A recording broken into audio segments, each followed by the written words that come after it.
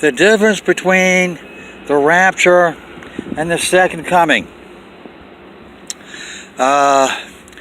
The second coming, the purpose of the second coming is given in 2 Thessalonians chapter 2, verse 7 and 8. It says, Christ comes to destroy the wicked one with the brightness of his coming. In other words, he'll be giving off light like he did in Acts 9, verse 3, when he took Saul of Tarsus and turned him around 180 degrees, and he became Paul the Apostle. Now, with the Antichrist, he destroys the Antichrist, and so it's at the end of the tribulation. The second coming, by definition, is at the end of the tribulation, because whenever Christ comes, he brings the end to the reign of the Antichrist, who is Gorbachev, the old man, 87 years old. And now we turn to the rapture. The rapture is at the other end of the TRIB. It involves the Antichrist again. The TRIB begins, the TRIB ends with the end of the reign of the Antichrist, and the tribulation begins with the beginning of the reign of the Antichrist. Now, how does he reign? He reigns over the world. He takes over the world, and his worldwide rule, that's what the tribulation is. Now, how does he take over the world? Revelation 13, verse 7 says he makes war against the saints. Now, the saints is a biblical word. In the Bible, the word saint means Christian. So the idea is he makes war against the Christians, against the countries, predominantly Christian, and basically he bombs the leading Christian country, which is America. That's how Russia takes over the world, by bombing America. And the ruler of Russia is the Antichrist. And what I'm saying is, when Russia bombs America, like 200 million people get killed. And the Christians among them, because this is a Christian country, de facto, it's not officially a Christian, but it's majority of the people are Christian. And so the majority of the people that are getting killed and their souls are departing this world, they're Christian. And so can this be the rapture? I'm telling you today, this is what the rapture is all about. This is the rapture. This Russian attack on America, that is the rapture. And so because it's at the beginning of the reign of the Antichrist, this is how the guy takes over the world.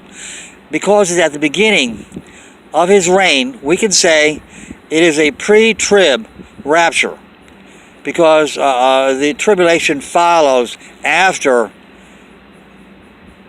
the rapture, after the Russian attack. And so there you have it. The rapture is totally different from the second coming. And in Matthew 24, it gives you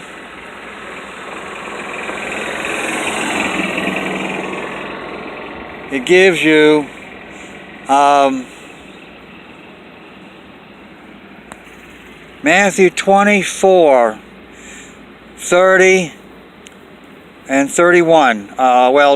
Verse 29 through 31 gives you the Russian attack in the form of the stars falling. That would be talking about man-made stars, because nuclear bombs work on the same principle as the stars. Nuclear fusion. So we can actually call nuclear fireballs, we can call them man-made stars. And then it says that the Son of Man will send his angels to collect or gather his elect from the four winds, from one horizon to the other horizon, from one side of the world to the other side. Now, if you stand in Israel, if you have a map where Israel is in the middle of the map, the bottom of the middle, and America will be on the west side of the map, and Japan would be on the east side of the map. And America gets bombed. At the same time, Okinawa, which is a military base, our military base in Japan, gets bombed. So the Christians on one side of the world and the Christians in Okinawa, they both get raptured at the same time. And so it's from one horizon to the other, but not including every place in between. What I'm doing right now is I'm connecting Matthew 24, 20, 29 through 31. It says that the Son of Man will be coming on the clouds. Now, that's in, I think it's verse 29, and that's from Daniel 7, verse 13. Now, that verse is not the important verse, but that's simply a go-between. That connects us to, that's part of this passage in which verse 7, Daniel 7, verse 8, I'm sorry, it's verse 8. It's chapter 7, verse 8. Verse 8 is the action verse. That's the verse about the Russian invasion of Europe. And part of that, the implicit part of that, is the Russian attack on America, because Europe is NATO, a part of all in the NATO alliance. And America is a leader of NATO, and so if they're going to bomb NATO countries, they got to bomb, if they're going to invade NATO countries, they've got to bomb the leader of NATO, which is America. And so, Daniel 7, verse 8, is a nuclear war passage, even though it doesn't say anything about nuclear war. It does talk about the invasion of Europe, and that, by definition, is about nuclear war, because Russia would not invade Europe without bombing America. But my point was that we can tie the rapture in verse 30 and 31 to the Russian attack in verse 29 and of Matthew 24, which goes back to Daniel 7, like I'm trying to explain. And we can tie Daniel 7, verse 13, that's connected to Daniel 7, verse 8.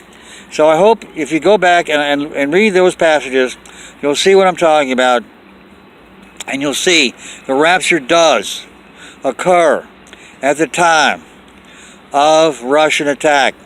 And so the rapture will be limited to the people that get killed at the time of Russian attack. It's going to be the rapture will be much smaller than people think. It's not going to be 2 billion Christians leaving the world at the same time. That's ridiculous.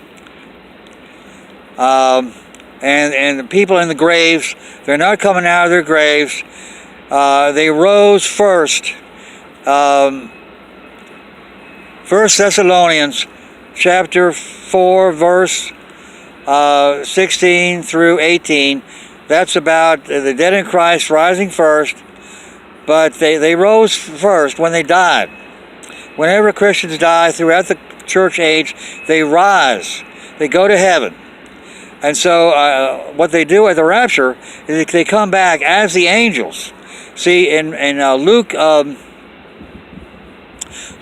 20, verse 35 through 36, says we become equal to the angels. That's the strongest statement. Now, in the other passages, Matthew and Mark, they say we become like the angels. But here it says we become equal to the angels. Long story short, the angels that come and gather the souls in Matthew 24, verse 30 through 31, those angels are actually the dead in Christ that become angels. And so that's what the dead in Christ do at the rapture. They don't rise out of their graves. They come, they descend with Christ, because they are also those that sleep in Jesus. In verse 14 of 1 Thessalonians chapter 4, verse 13 and 14, those that sleep in Jesus will he bring with him when he comes, when he descends. And it's talking about Christ descending. They descend with him. And so forget about the dead in Christ rising out of the graves at the rapture. They already rose first. Not first at the rapture, but first ahead of the rapture. Try to understand that.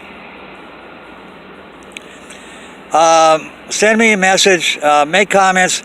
Look at my transcript under this video. Look under the video. You'll see that I try to write this stuff out. I give the passages. So if you don't write the passages down as I speak the passages, you can get the passages, the Bible verses, from the transcript that is underneath the video. And please send me comments. JoeGraceGrace@gmail.com. Thank you so much.